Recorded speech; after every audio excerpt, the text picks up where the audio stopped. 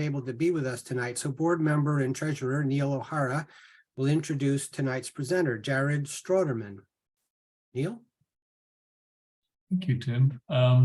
So just before I get to that, I would ask people when the presentation starts, please turn off your video so that sometimes the bandwidth can stress out the presentation. So in order to make it smooth, if you haven't already done so, please turn your video feed off.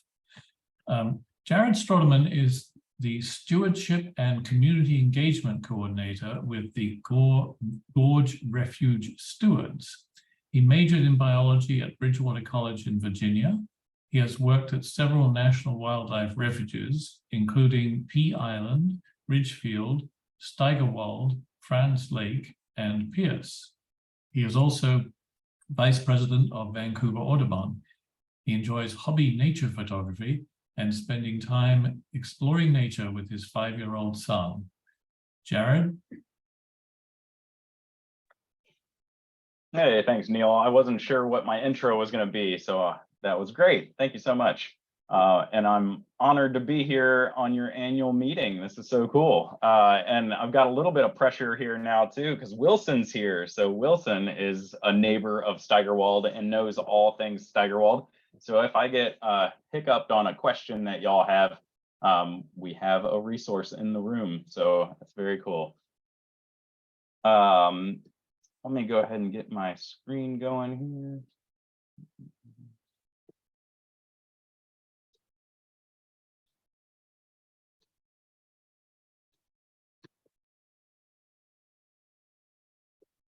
Oh, make sure I hit the right buttons. All right, sorry about that. All right, so yeah, I'm coming to you from Southwest Washington. I consider myself an informal interpreter, so this type of formal setting stresses me out a little bit. But I hope you bear with me while I give this presentation. I actually haven't given this presentation before, but I've seen it many times by the Lower Columbia Estuary Partnership. And so I'll talk about how all this came to be.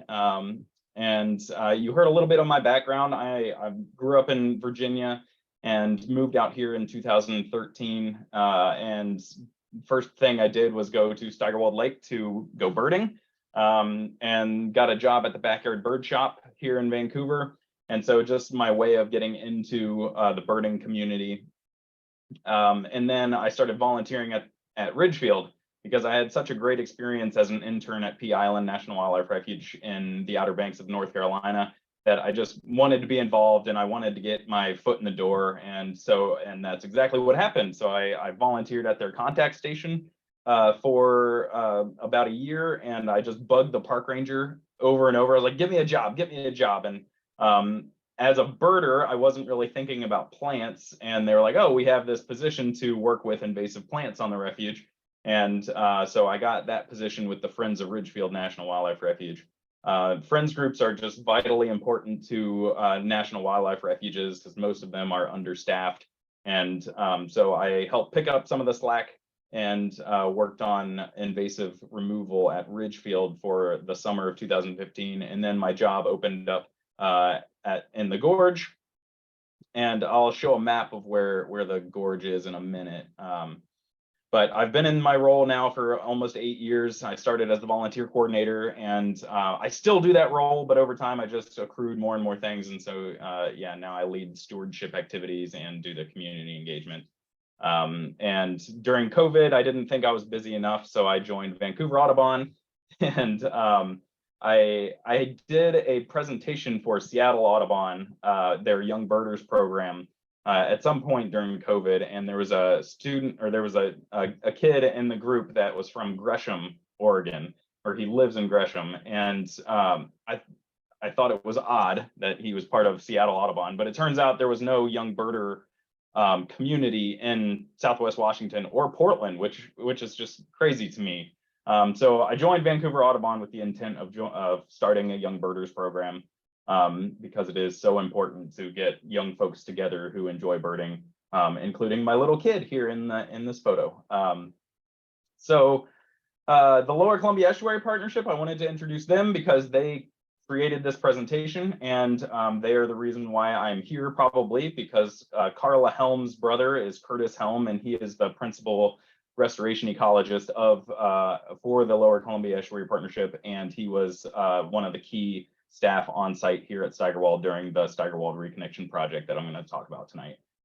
So kind of a cool connection that brought me to you all now. And I am actually moving back to Virginia in the July 3rd, so in 3 weeks. So apologies if I am a little frazzled for that reason too. I've had a lot going on and didn't know that move was coming when I scheduled this, but I'm very happy to share about Steigerwald because I love this place, and I hope you will come visit next time you're in the area. So we'll get to talking about Steigerwald here. So just to get a sense of place, and I appreciate y'all doing a land acknowledgement as well. This landscape was stewarded by Indigenous people along the Columbia River since time immemorial, and these people included the Chinook Indian Nation, Cowlitz tribe, and Confederated Tribes of Grand Ronde. The Columbia River was a huge trading corridor through the Cascades, so it was a very important place. When this area was colonized, it really changed the landscape here, and it really affected the habitat quality here, specifically at Steigerwald. So the map here that you're looking at, the bottom map is the Columbia River Gorge and where it is in proximity to Vancouver and Portland. We're about 20 miles or 20 minutes east of Vancouver and Portland. And because of that, we are considered a priority urban refuge. And so that is basically any refuge within the country that's within 20 miles of a major urban center. They are considered an urban refuge, and we got the priority status, which means the Fish and Wildlife Service designated extra funds to support Steigerwald Lake, Ridgefield, and Tualatin River in the Portland, Vancouver area. And so some of that funding that came to Steigerwald and Ridgefield to our complex of refuges is what pays my salary. And so you'll see here in the Columbia River Gorge, you'll see Steigerwald Lake is right at the mouth of the gorge. And then there's Franz Lake and Pierce National Wildlife Refuges about 20 minutes east of Steigerwald. And these are all part of the Ridgefield National Wildlife Refuge complex. So the staff at Ridgefield are also the staff at these 3 refuges. But we do have 2 separate friends groups. Train's coming. I had to close my windows. And so our friends group is the Columbia Gorge Refuge Stewards. We do habitat restoration, advocacy, fundraising, community engagement for the 3 refuges here in the gorge. Steigerwald Lake is the only one open to the public, though. So a lot of my time is spent at Steigerwald. And the top map is the old map of Steigerwald. And we will get into all the complexities of what made that a less than ideal habitat for wildlife. Again, a sense of place here for this project. So this is a drone photo from Washougal looking southeast at the Columbia River. The Vista House is right here. The Columbia Gorge Scenic Area cuts through Steigerwald right here in the middle, and which is a significant thing to note in this project. It made the project even more complicated. You'll see all these partners down at the bottom who were involved in this project. It's been in the works for decades. For at least 15 years, they've been wanting to do this project, but to get all of these people to the table and agree on how it was going to happen was very challenging, and it took until about 2019 to get all the stars aligned. So just to point out some of the factors here, so the port of Camas-Washougal is right here on the west side of the refuge. There's private landowners, a ranch on the east side. There's a major highway, State Highway 14, The way to get through the gorge goes along and actually goes through the refuge right here. The railroad goes on the northern boundary of the refuge, so BNSF was played a big role in this.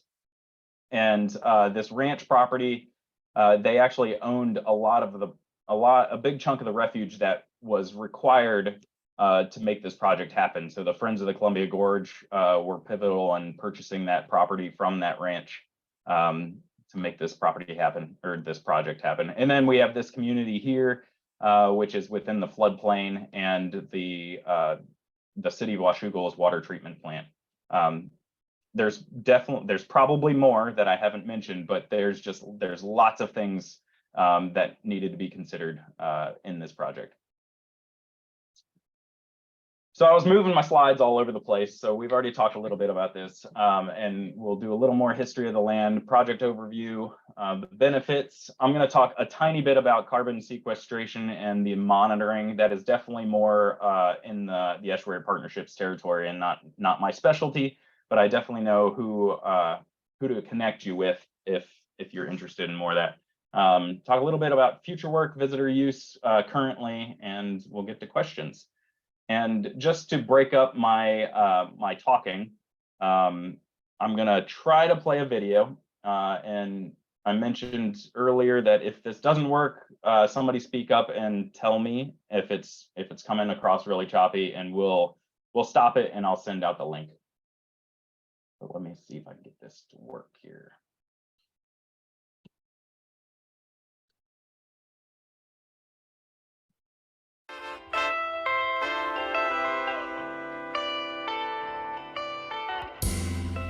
A key part of the Steigerwald Reconnection Project is the reconnection of Gibbons Creek to its historic floodplain. But what is Gibbons Creek, and why is it so important to the ecology and habitat at the site? Gibbons Creek is a small tributary of the Columbia River that is approximately the same size as Multnomah Creek in Oregon. It gathers water during rain and occasionally snowstorms from its watershed located above the refuge in the hills of the western Columbia River Gorge. Much of the city of Washougal is located within the Gibbons Creek watershed and therefore drains to the refuge. In the past, the creek flowed out of the hills to the flat ground south of SR 14, where it emptied into Steigerwald Lake and other wetlands. But in the 1960s, the U.S. Army Corps of Engineers constructed the Washougal levee system, which prevented the Columbia River from flooding the site. In the 1990s, the Corps routed Gibbons Creek through an elevated canal that flowed over the floodplain and connected directly to the Columbia River, completely bypassing the refuge's floodplain. This disconnected Gibbons Creek from the rich floodplain habitat and made it hard for species like native coho salmon and lamprey to get to their spawning grounds. Parts of the creek were channelized, further decreasing habitat value for these same native species. But more importantly, Gibbons Creek no longer flooded Steigerwald Lake and the adjacent wetlands, a process that nourished the floodplain by depositing sediment and nutrients transported downstream from the watershed. Without this routine nourishment from Gibbons Creek and the Columbia River, the site's floodplains became less productive and were overrun by invasive species, primarily reed canary grass. By the end of this summer, however, Gibbons Creek, one of the key ecological engines of the refuge, will once again flow through the refuge wetlands before making its way to the Columbia River. On the north side of State Route 14, the channelized stream bed has been remade with natural wood features and riffles that promote fish habitat. Below Highway 14, the old water control structure has been removed and a new channel that leads to Steigerwald Lake has been constructed. By the end of August, the elevated channel will be removed, and water will flow naturally into Steigerwald Lake and out new floodplain channels through where the refuge's levees used to be. Removing the diversion structure and elevated canal will reduce flooding to SR 14, local residents, and the port's industrial park. Fish salvage work during the construction of the project has shown just how important Gibbons Creek is to the amazing creatures on the refuge. In just a 400-foot section of the creek, not much longer than a football field, 6,300 young lamprey were collected and moved to a safe release site. Juvenile coho, sculpin, speckled dace, and steelhead will also benefit from the improved habitat. Birds like the American dipper have been seen enjoying the newly created riffles upstream, while species like cinnamon teal and great blue heron will benefit from the flow of Gibbons Creek and the Columbia River into the floodplain's wetland habitat. Because the water comes from the land above the refuge, it will be important for neighbors in the watershed to keep toxins and trash out of the creek. If the water coming to the refuge is clean, the restoration effort and the renewed floodplain connection will create amazing habitat for fish and wildlife that will benefit our area and the larger Columbia River ecosystem.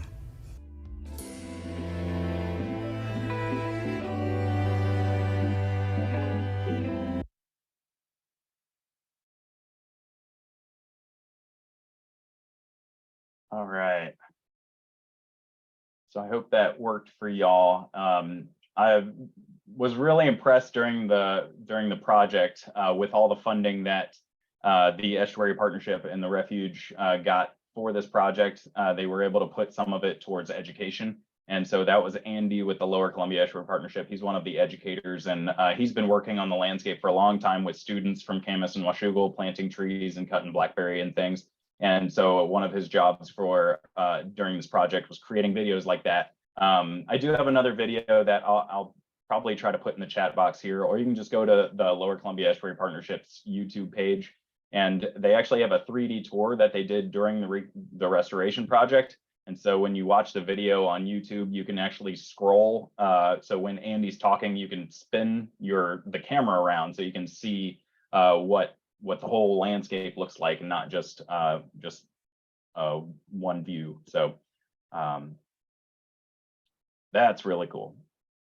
All right, and I wanted to show that ahead of time because it covers some of these things that I'm going to talk about now.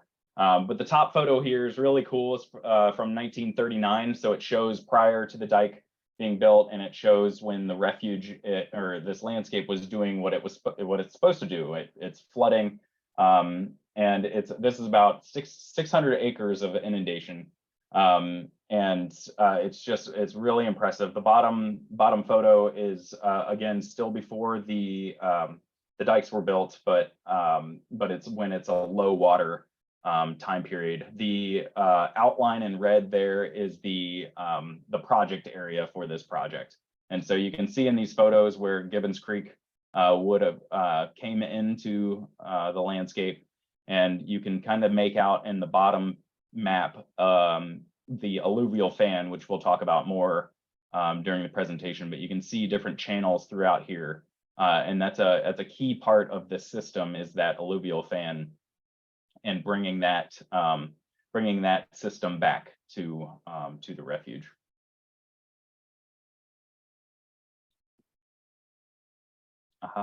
And there it is outlined.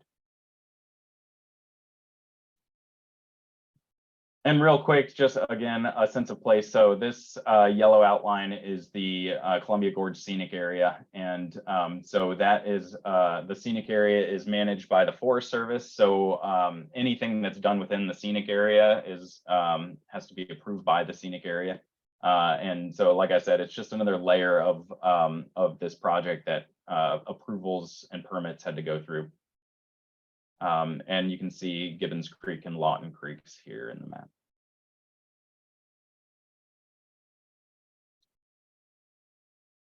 So this was how the refuge was, how the system worked before the project started. Gibbons Creek, again, was diverted over top of the landscape. And the levee was built along the Columbia River to prevent this area from flooding, so that this could be farmed, and so the port of Camas and Washougal could be constructed. When they built the levee, they still had water coming in Gibbons Creek, so Gibbons Creek had to be elevated and taken off site so that it didn't continue to flood this area.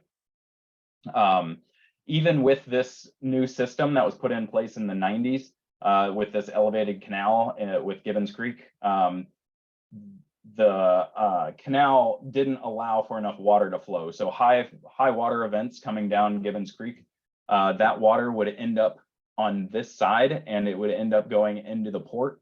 And the port was spending about $100,000 a year to pump that water back into the Columbia. And so it was a very tough system to manage and a very expensive system to manage. It also created a fish access issue with this fish ladder. So back in the day when this fish ladder was created, it was a high-tech system, but at today's standards, it's very inadequate for fish passage. This system didn't allow juvenile salmon to get into the creek, and it was only during certain water level periods that adults could get into the creek. The other problem was degraded habitat. So without this floodplain, the water levels fluctuating like it used to, and then it being a farmed area, it became a monoculture of invasive plants, specifically reed canary grass, like we heard in the video. And reed canary grass, y'all probably know, it's extremely hard to manage. It creates very dense root mats where not much else can survive in it. American bitterns love it, which if you've ever been to this area and you've been to Steigerwald at any point, it's like the place for American bitterns, and it's because they had all this nice habitat. But it's not great for many other species. And just real quick, this is a map of the flood, FEMA flood map for inside of the levied system. And so just from the flow of Gibbons Creek, this is the 100-year flood zone, which includes, so Gibbons Creek flows here, and then a 100-year flood event would flood the port property and the city's water treatment plant. I just noticed this beer right here. I'll talk about that later, but there's a brewery there called 5440 Brewing, and they're a huge supporter of the Refuge, and they brew a beer for the Refuge stewards that support the work we do at Steigerwald. All right, so the major benefits can be boiled down into these 6 points here, and or the major parts of the project. So this was the concept map of the project. So this is what we were talking to the public about a year before the project started. And what's amazing to me is how accurate this concept map ended up being. But the main points are they built 2 new setback levees. So the idea with this whole project was to reconnect the entire landscape to the Columbia River and get Gibbons Creek back into Steigerwald Lake with no obstructions to the Columbia River. And so that required removing the existing levee along the Columbia River and building 2 new setback levees so that it was equal or better protection than it was prior. When they did this, the only thing that was at risk was going to be Highway 14. Highway 14 was at the 100-year flood line for the Columbia River, and so the first thing they ended the first thing they ended up doing was raising Highway 14 so that it was up to the 500-year flood elevation for the Columbia River. Yeah, as I said, they removed 2.2 miles of existing levee. They removed Gibbons Creek from that elevated canal that they talked about. Raised Highway 14, rebuilt the trail system. So the original trail system went along next to that elevated canal and went into this part of the refuge and then connected to the river or the Columbia Dike Trail. And it was reconstructed to now go on top of the new setback levee here. It does connect into the previous trail system here. And then they ended up adding about a mile of trail onto what the existing trail was. And then they reestablished 250 acres of native riparian forest. And some of the things in this presentation and even in that video were done prior to the completion of the project. The project completed this summer. And so they completed the planting process, which they planted 650,000 plants. Most of those were willow and cottonwood and spirea, Oregon grape. And just really with this whole project, it increased the plant diversity extremely. So what does that lead to? Bird diversity. So yeah, the project initiated in 2013. Construction started August of 2019, and y'all know what happened spring of 2020. It was kind of ideal timing for this project to happen. So it coincided with COVID. So the refuge was going to be closed anyway. And so I worked out of my basement for almost the entirety of this project, which, like I said, it did work out pretty well. It was so much heavy equipment going through the site that it was very convenient that there was a global pandemic at that time. And the reforestation process, the main portion of that, like I said, is complete at this point, and they're going to be doing follow-up maintenance for the next couple of years on that. And it was a huge project at $32 million. So it did bring a lot of the public onto the refuge. As COVID started winding down, we did start bringing people onto the refuge to do restoration work. Even prior to the pandemic, when we were doing the alluvial fan work, we were planting lots of trees in there. These numbers aren't accurate now because I don't think it includes this past winter. But yeah, we had lots of help from the community to do this project.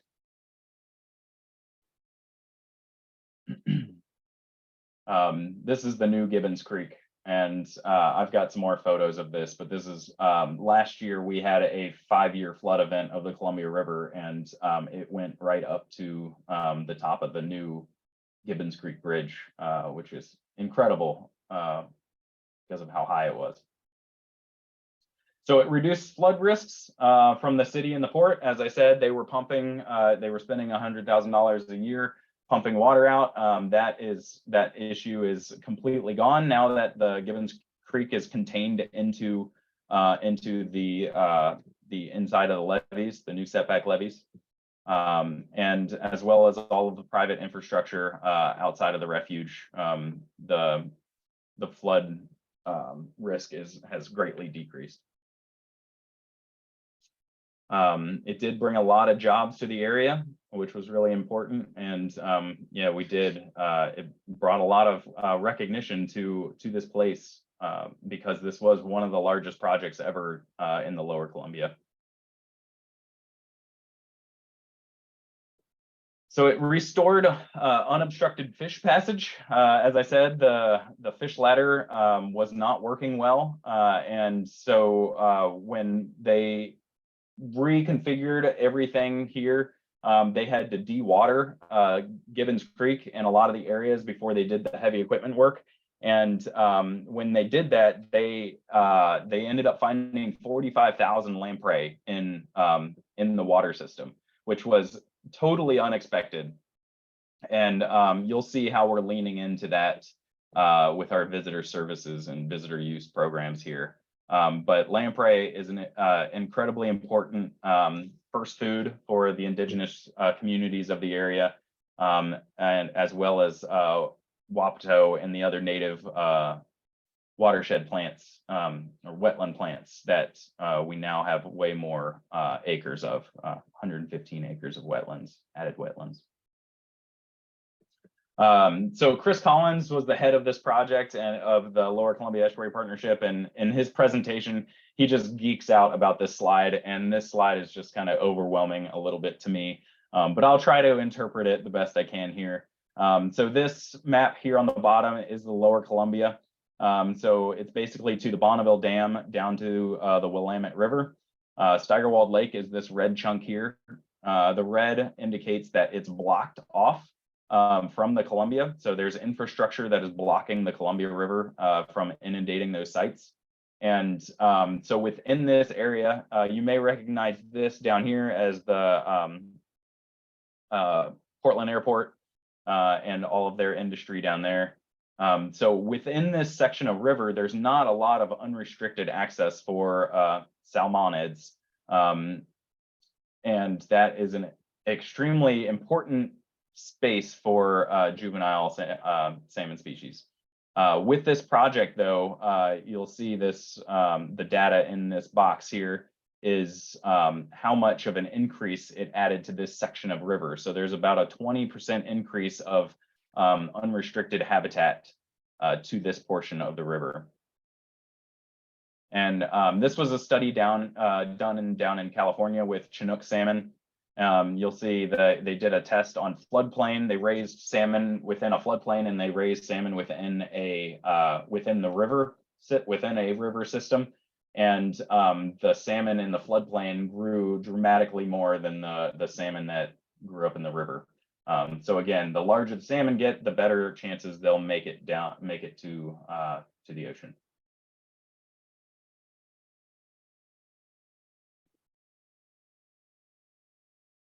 All right, and I'm going to go ahead and skip this time here. So we're going to talk about the west setback levee now. So you'll see the point of reference there that it's going to be referred to later in the slide. So this is looking basically from Highway 14, looking south.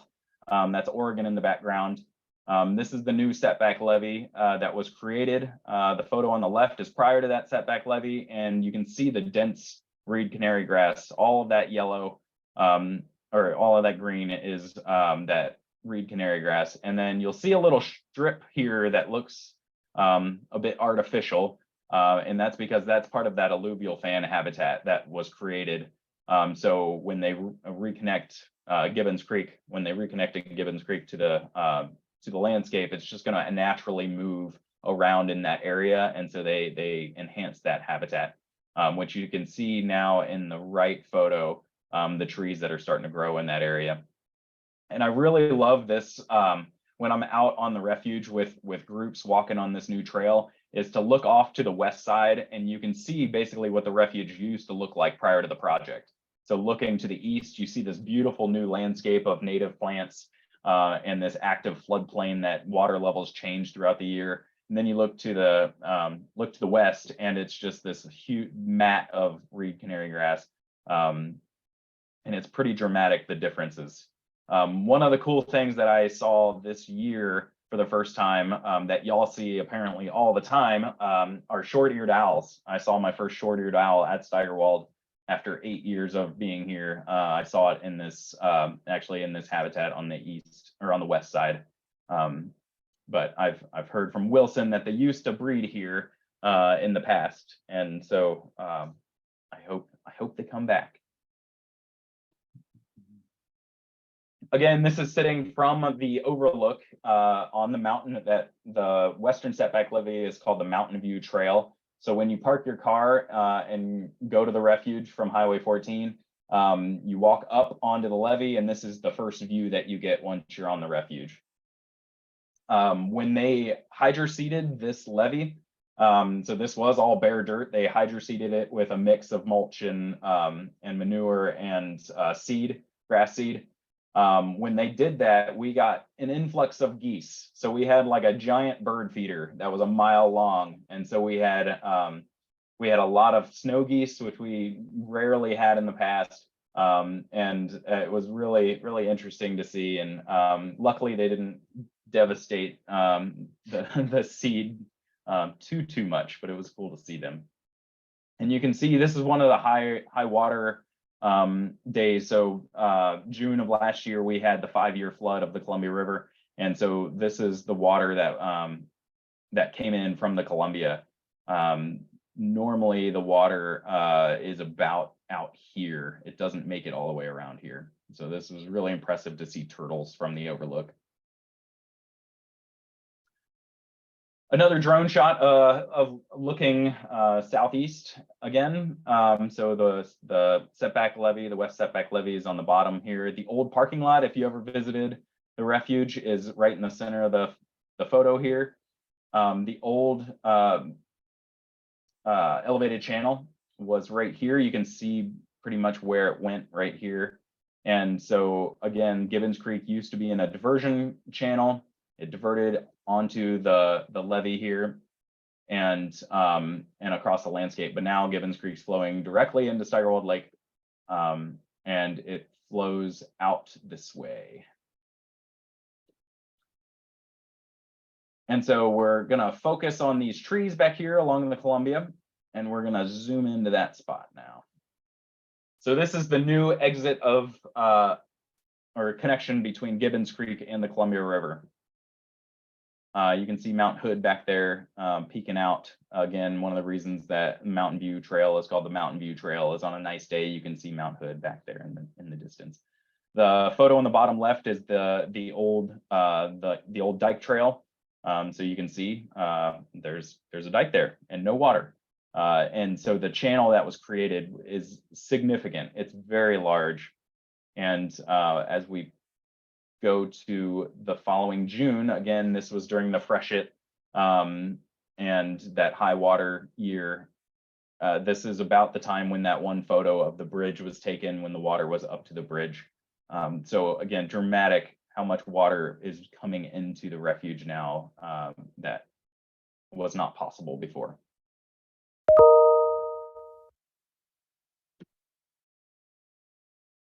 Okay, and here's a photo of the elevated canal or the elevated channel. So this is Gibbons Creek, the historic Gibbons Creek. You can see it's just a channel, not great habitat, basically reed canary grass that dropped down to a deep channel. So no edge habitat, no wetland habitat. It was just canary grass, deep water, not ideal at all. The old trail was along the left side here, down along the ground. So the experience at the refuge is very different now than it used to be. When you used to park at the old parking lot, you would walk. You were basically in the refuge immediately as you got into the refuge, and walking along here, you could only see one direction, but that direction was pretty beautiful. And now where you walk on a large levee, which has very dramatic landscape views, but you're not as in depth in the refuge until later on. The photo on the right is that new alluvial fan, Gibbons Creek, just expanding out into its new habitat and historic habitat. For time, I think I'm going to skip this, the modeling that they did.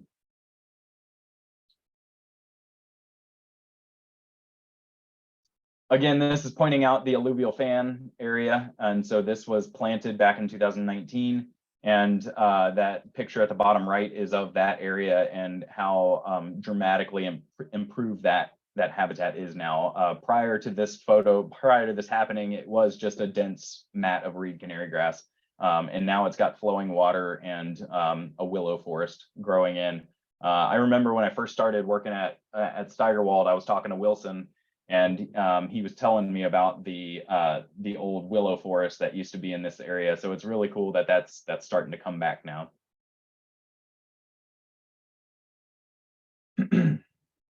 And as I said, with the new habitat, the increased diversity of plant habitat, plant life, there are way more birds coming in to the area. So when they've done surveys in here, they tell us about all the red-winged blackbirds that are now in this area. Again, very exciting.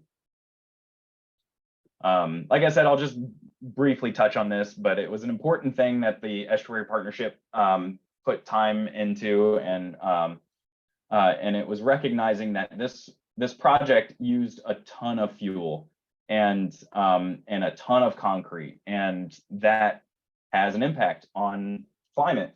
And so they worked the numbers, and they added plants to their planting plan. And so they figured out that with the 650,000 plants that they planted, that it's going to sequester the amount of carbon that was put out into the environment. It's going to sequester that carbon within 8 to 12 years. So it's something that they put a lot of time and energy into figuring out, and it's a pretty impressive fact that it's going to be carbon neutral in 8 to 12 years.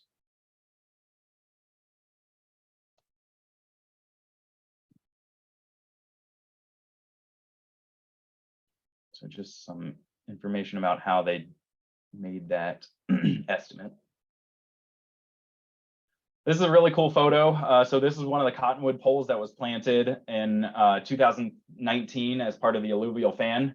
Y'all that have participated in restoration projects probably know that you can plant cuttings of willows and cottonwood specifically, and those are just small sticks that you stick in the ground and then they grow roots and are happy new trees.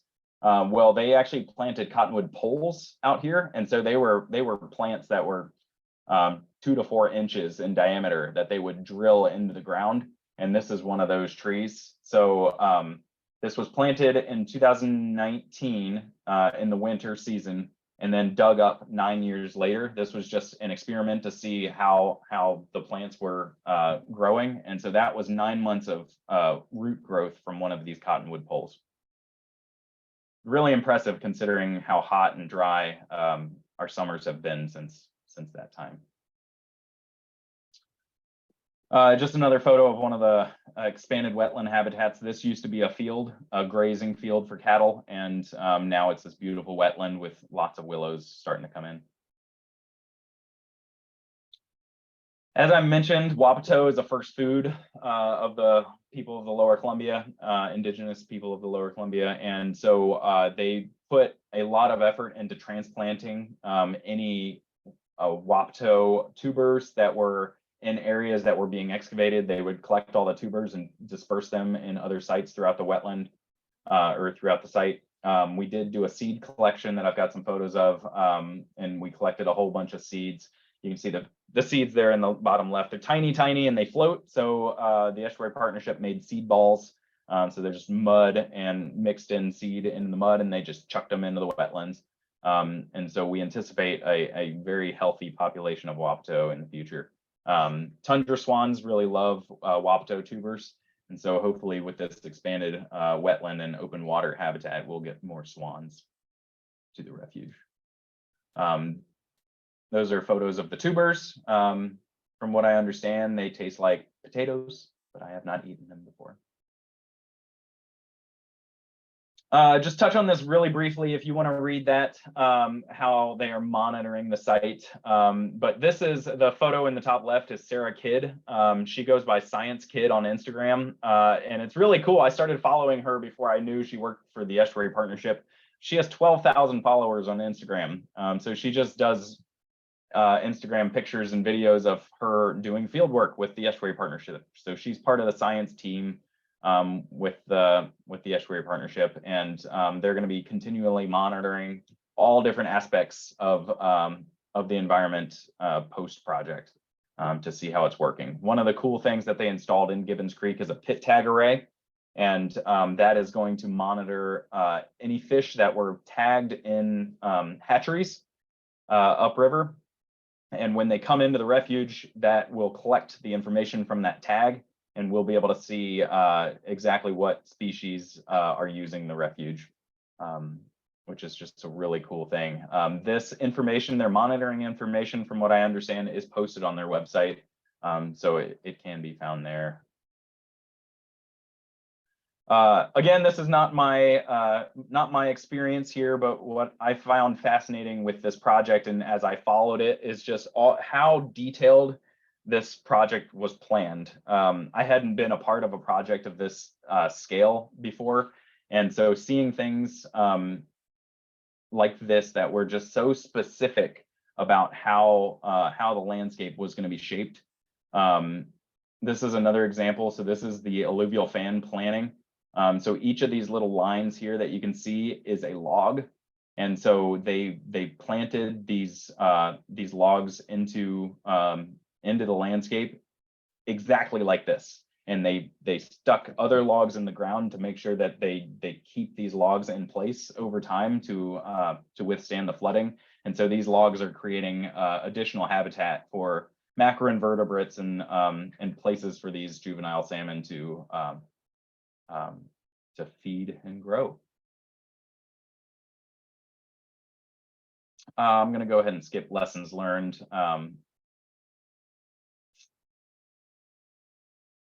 because we are running out of time and I do want to show you some pictures. So again, all the project partners, it really was an amazing project to watch come together. If you have any other questions that are specific about like in-depth questions about the project, these are the folks to contact. Chris Collins was the lead with the Estuary Partnership, and Sarah Kidd, as I mentioned, is the lead of the monitoring. And all of their information is also on the Estuary Partnership's website. One thing I didn't mention is that because of this project, Highway 14 still poses a risk for flooding for the community. So they do have to install flood walls. If there is a 500-year flood event, they will have to put this wall across Highway 14. And so I think once every 2 years, they have to practice in wall on Highway 14. So it's kind of impressive. So you may see if you visit, there's a fenced-in area kind of near the parking lot that has these walls just staged, just in case. So I wanted to touch real quick on visitor use, because I hope you all do come and visit. You'll notice when you come visit, our refuge sign is not like other refuge signs across the nation. We were one of the first sites to get one of the new signs. The refuge system is rebranding right now, and they're starting to choose these kind of mascots of each refuge. And because we had 45,000 lamprey that we relocated during the project, that turned into a focal species of the refuge, and so it earned a spot as our mascot at Steigerwald. So you'll see this super cool Pacific lamprey on our sign. It is also engaging a lot of fisheries folks out on the refuge, and so we've been engaging the public, bringing students to the refuge and having the fisheries folks bring lamprey from Gibbons Creek to the trailhead, and we can actually talk about lamprey with the kids on site. So it's been a really fascinating thing. As I scroll through my pictures real quick, I'll talk about the Wildlife Art Trail, but we are a unique, we have a unique trail system in that we have a wildlife art trail. I think there's only 3 art trails in the nation, and we are one of them. We are going through a visitor use plan right now, which will create new artwork throughout the refuge. So we don't have a lot of art right now, but we will be adding artwork to the refuge, and I'll show you a couple of photos of what we do have. If you do ever come visit, the refuge is really interested in accessibility and creating the most accessible experience possible for folks coming to visit. Because we're an urban refuge, being so close to the Portland, Vancouver area, we are getting visitors that don't typically go into nature. And in order to create as an accessible place as possible, the website is very thorough about the trail system. So you can visit the website and learn about the accessibility, but also you can go to the Ranger-led walks page and learn about our guided walks. We do bird walks every 2 weeks, and we do special walks like with Vancouver Audubon. We're doing a Let's Go Birding Together walk on the 24th. So it's a walk for the LGBTQ community to create a safe space for folks to go birding. I did reach out to our birding extraordinaire here that spends more time on the refuge than anybody else, and asked him to give me some highlights of things that he's noticed that are new at the refuge that weren't here before the project.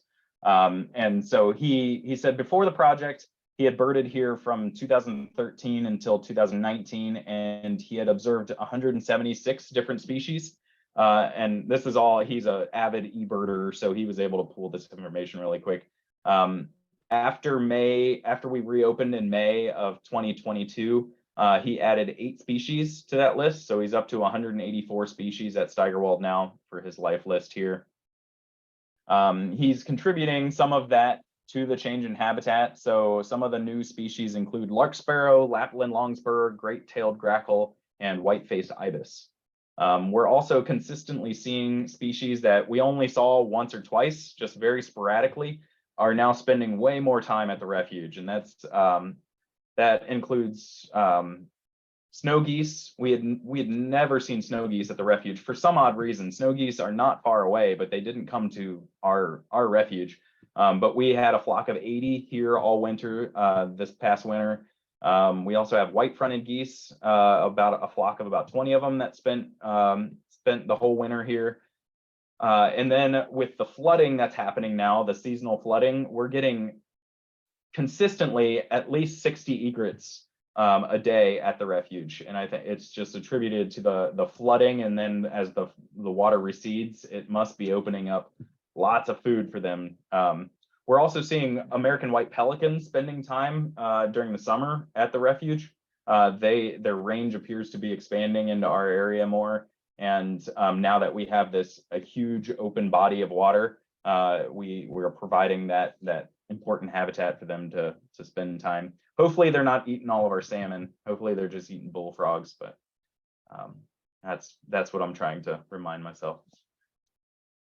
All right. Another really cool thing is that first stretch of trail, that mile of Mountain View Trail, we've been seeing a lot of western meadowlarks and hornlarks recently.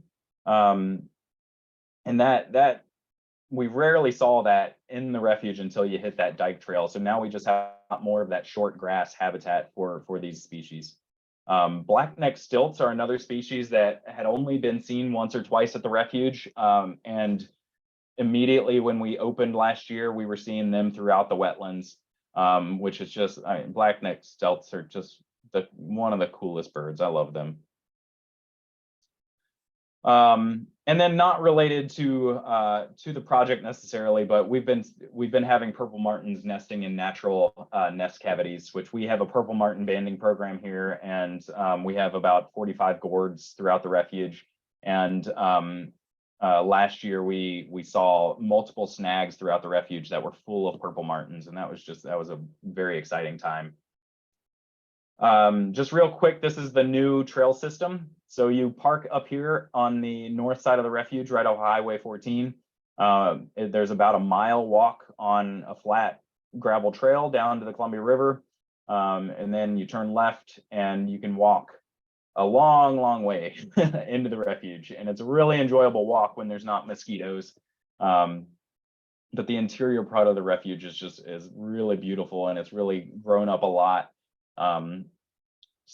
Since before COVID, it really changed a lot. It felt like not being able to visit the refuge for a long period of time. I think I'm running out of time, so I'm gonna stop there and jump over to some photos to show you.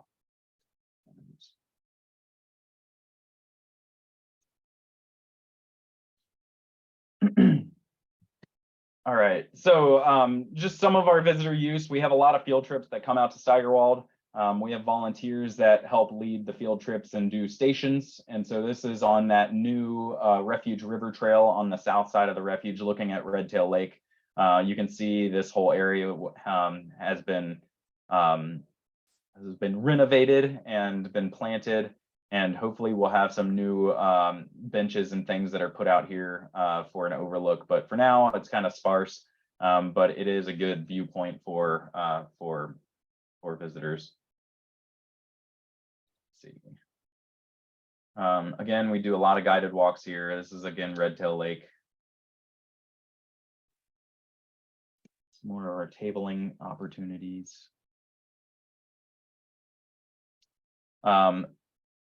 Like I said, the Gorge Refuge Stewards, we are the nonprofit friends group that supports the refuge. So we table here at the entrance of the refuge just before you get to the bathroom. So kind of everybody has to talk to us as you come through. One of the challenges, though, if you do come visit, is there's no shade on the first mile and a half of trail. And so you're very exposed on that new levee.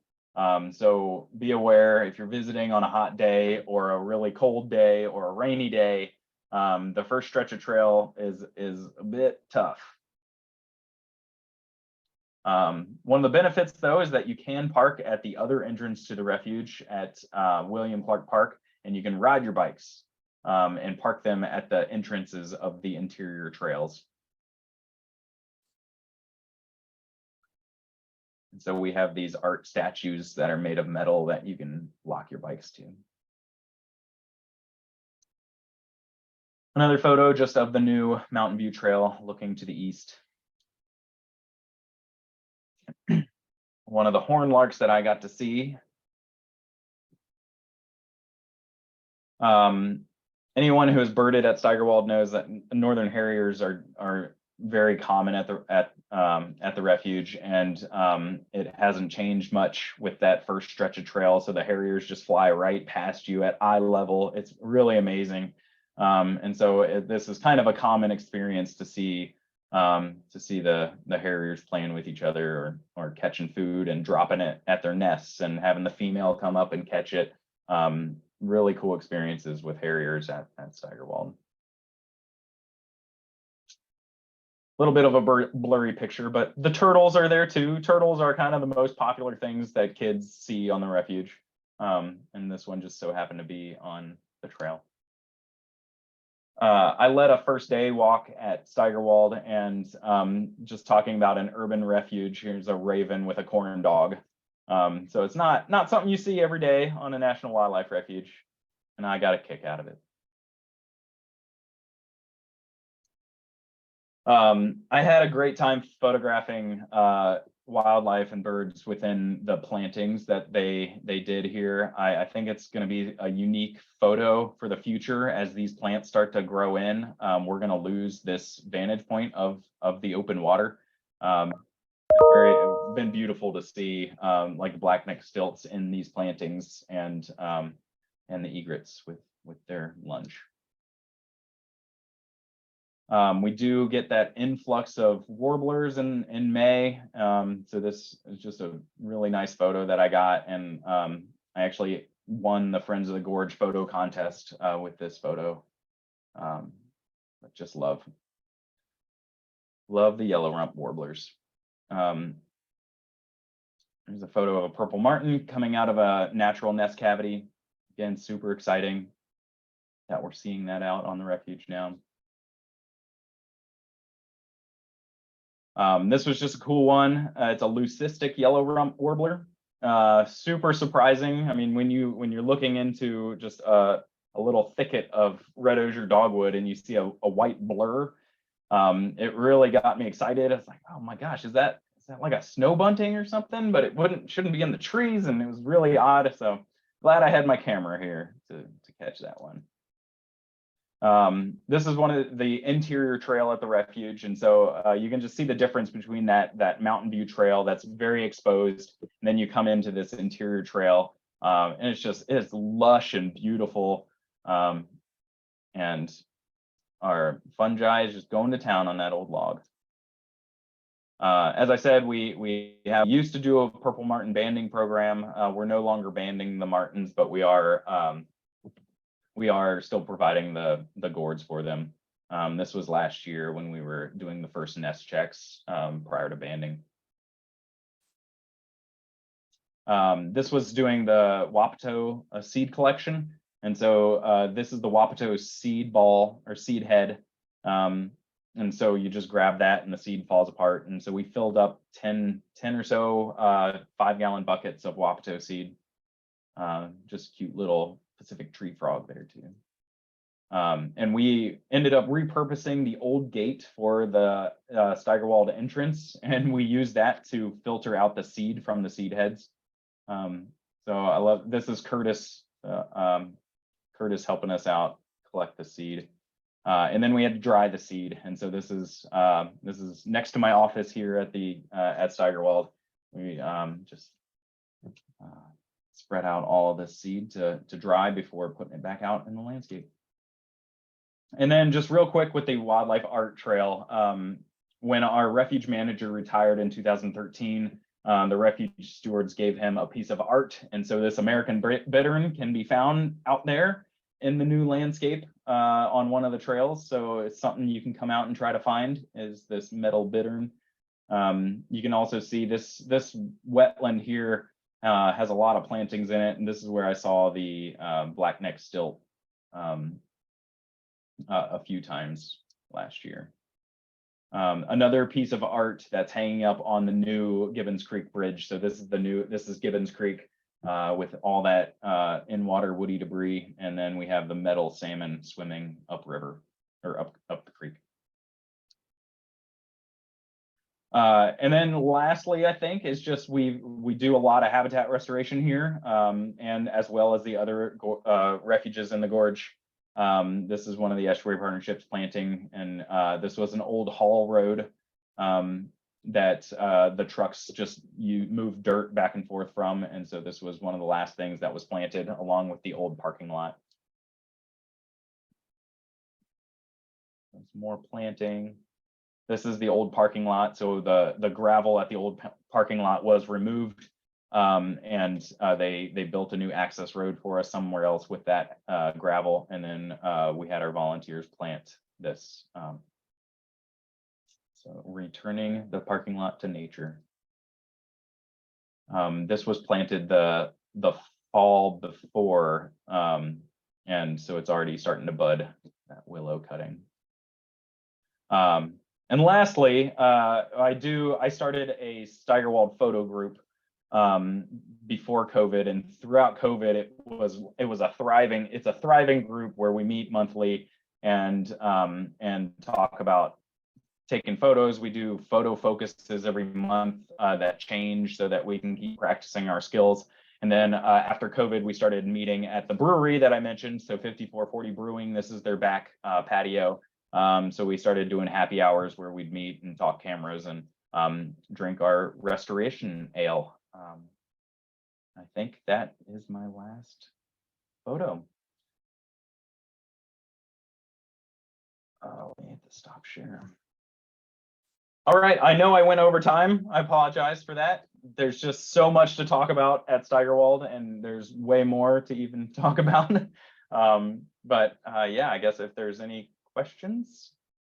Well, Jared, thank you so much for a most interesting presentation about and how complex it is to try to restore, the stuff that through our own ignorance we kind of screwed up the landscape once. It's nice to see it coming back, and it seems very successfully. So we got one question here. Have you had any sightings of American avocets? Often sighted in the same regions as blackneck stilts. I have not. Wilson, Wilson runs our sightings page for Vancouver Audubon. Have you had anything in the area?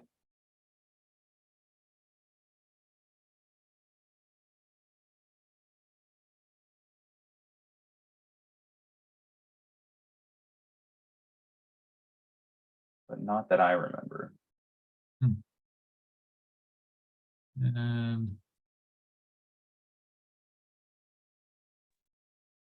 I finally found the unmute.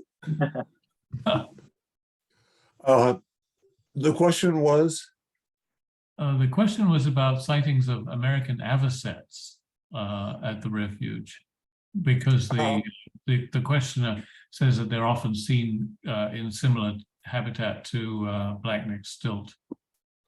The first avocet seen on the refuge was probably about 1985, when a group of us went out with the Jim Clapp, our refuge manager, and a group of Boy Scouts to do the original habitat restoration project out there in a pond that had been created. It was just a mudflat at the time. It was a little pool in the middle of it, and there was an avocet in the middle of there. What's really important about Steigerwald as a birding spot is that between it and eastern Washington, the highest spot along the Columbia River is 700 feet. So birds going up and down the gorge don't have to fly over 700 feet in elevation to get there. And once you're 6 miles east of Steigerwald, you get up to that high spot of about 600 feet, 700 feet. It's downhill to eastern Washington from there. It's hard to imagine, but it's also a flyway for a lot of species going through the Cascade Mountains rather than over them. We get migrant waterfowl coming up and down it, sandhill cranes, and you never know what you'll be finding out there. I've seen burrowing owl, I think 4 times out there. We have western kingbirds, eastern kingbirds move through there, sage phoebes by the dozens. It's also nesting yellow-headed blackbirds. Thank you. One other question, Jared, are you having any problems with the canary reed grass trying to reestablish itself in the restored area? So part of the maintenance follow-up that was built into the project is spot spraying where necessary. The hopes is that now that it is reconnected to Columbia, one of the ways of managing canary grass is flooding.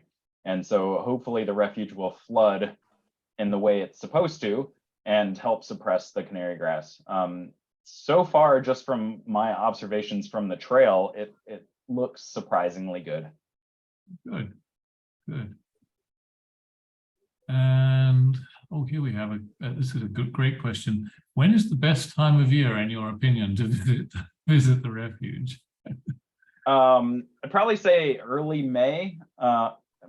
That's when all the warblers are here. It was crazy this year, the number of yellow rumps that we had. I mean, they probably fly through your all's area too, but I mean, I had dozens of yellow rumps in the parking lot. There are no trees in the parking lot right now.